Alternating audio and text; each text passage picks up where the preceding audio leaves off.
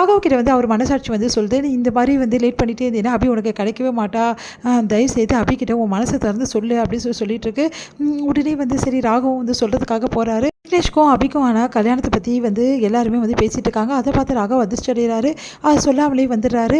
அடுத்து வந்து இங்கே விக்னேஷ்க்கும் வந்து அபிக்கும் வந்து கல்யாணம் ஆக போகுது அப்படின்னு சொல்லிட்டு ரிசப்ஷனை வைக்க போகிறாங்க அப்படின்னு சொல்லிட்டு முரளிக்கு தெரிய வருது. முரளி செமையாக டென்ஷன் ஆகிறாரு.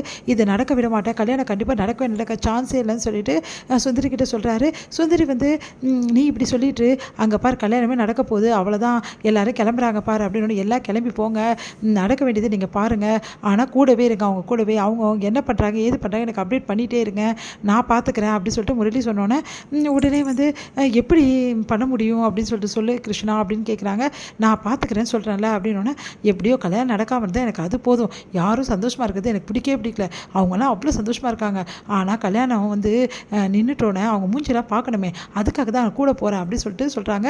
சரி நீங்கள் கூடவே இருங்க, என்ன நடக்குதுன்னு சொல்லிட்டு எனக்கு ஃபோன் பண்ணுங்கள் அப்படின்னு சொல்லிட்டு சொல்கிறாரு முரளி. சரின்னு சொல்லிட்டு போகிறாங்க. அடுத்து வந்து எல்லாருமே வந்து கல்யாணத்துக்காக கிளம்புறாங்க. அப்போ வந்து ராகவ் வந்து அமைதியாக உட்காந்துருக்காரு.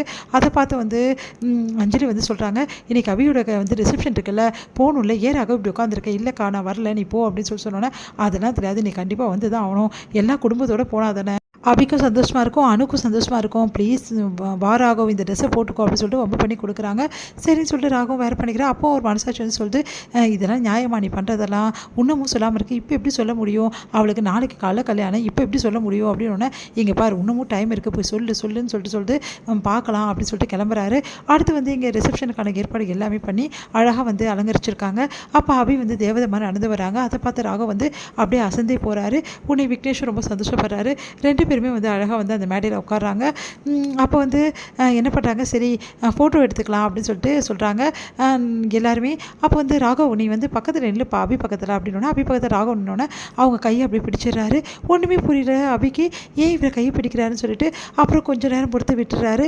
அப்போது ஒரு மனசாட்சி வந்து சொல்லுது, எப்படியாவது வந்து இந்த கல்யாணத்தை நிறுத்திடு, நீ சொன்னீங்கன்னா கண்டிப்பாக வந்து அபி ஏற்றுப்பா அப்படின்னு சொல்லிட்டு அதையும் வந்து அவரால் சொல்லவே முடியல, அமைதியாக இருக்கார். அடுத்து வந்து என்ன பண்ணுறதுன்னு தெரியாமல் வந்து மனசு கஷ்டப்பட்டு அங்கேயே இருக்கார். அடுத்த நாள் காலையில் வந்து கல்யாணத்துக்கான ஏற்பாடு எல்லாமே பண்ணிகிட்ருக்காங்க. அப்போ வந்து என்ன பண்ணுறாங்க, விக்னேஷ் போய் கூட்டிகிட்டு வாங்க, மாப்பிள்ளையை கூட்டிகிட்டு வாங்க அப்படின்னு சொன்னோன்னே விக்னேஷ் கூப்பிட்றதுக்காக போகிறாங்க. கதவு தட்டி பார்க்குறாங்க, விக்னேஷ் இல்லவே இல்லை. எல்லாருமே அதிர்ச்சி அடைகிறாங்க. உடனே வந்து மாப்பிள்ளை காணுமே, எங்கே போயிட்டான்னு தெரியலையே அப்படின்னு சொல்லிட்டு எல்லாருமே தேடுறாங்க. உடனே உங்கள் அப்பாவுக்கு வந்து அபியோட அப்பாவுக்கு அப்படியே ஒன்றுமே புரியாமல் அப்படியே சிலையாக நிற்கிறாரு, என்ன நடக்குதுங்க அப்படின்னு சொல்லிட்டு எல்லா இடமும் பார்க்குறாங்க. ஆனால் விக்னேஷ் கிடைக்கல.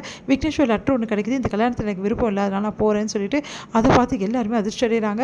பார்த்து சுந்தரி ரொம்ப சந்தோஷப்படுறாங்க. இதுக்கு தானே காத்துருந்தேன், நல்லா பண்ணிட்டானே, எனக்கு நல்லா தெரியும் ஏதாவது வந்து கண்டிப்பாக பண்ணுவான் கிருஷ்ணான்னு சொல்லிட்டு கரெக்டாக பண்ணிட்டான். இப்போ என்ன பண்ண போகிறீங்க எல்லாரும், என் மாமியார் ஓவராக ஆடினாங்க, இப்போ என்ன பண்ண போகிறாங்கன்னு பார்க்கலாம் அப்படின்னோடனே, லட்சுமி அம்மா என்ன லட்சுமி அம்மா இந்த மாப்பிள்ளை எப்படி போயிட்டாரு, எனக்கு ஒன்றுமே புரியலையே அப்படின்னு சொல்லிட்டு அவங்க அப்பா கதறாரு. உடனே வந்து லட்சுமி அம்மா எனக்கும் ஒன்றும் புரியலையே, நான் ஏற்பாடு பண்ண கல்யாணம் இப்படி ஆயிடுச்சே அப்படின்னு சொல்லிட்டு அவங்களும் பயங்கரமாக கதறி அழறாங்க. என்ன பண்ணுறதே தெரியல. நேராக லட்சுமி அம்மா வந்து ஒரு முடிவு எடுக்கிறாங்க. ராகவ் கிட்ட போகிறாங்க.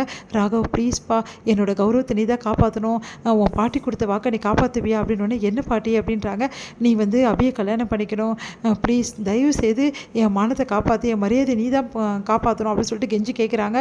உடனே வந்து அவரோட மனசாட்சி, அப்பா பாத்தியா அபியோ உனக்கு வாழ்க்கை துணைவே வரப்போகிறாளா, இதோட சான்ஸ் என்ன இருக்குது, ஓகேன்னு சொல்லணுன்னா, அது வந்து பாட்டி இங்கே பாரு ராகவ் நீ எதுவுமே சொல்லக்கூடாது, அபி ரொம்ப நல்லவ, ப்ளீஸ் ராகவ் அப்படின்னோடனே, சரி பாட்டி உங்களுக்காக நான் சம்மதிக்கிறேன்றாங்க. உடனே பாட்டி ரொம்ப சந்தோஷமாக எல்லாருக்கிட்டையும் சொல்கிறாங்க. இதை கேட்டு அபி எல்லாருமே குடும்பம் எல்லாருமே அதிர்ச்சி அடைகிறாங்க. இது முடியுது.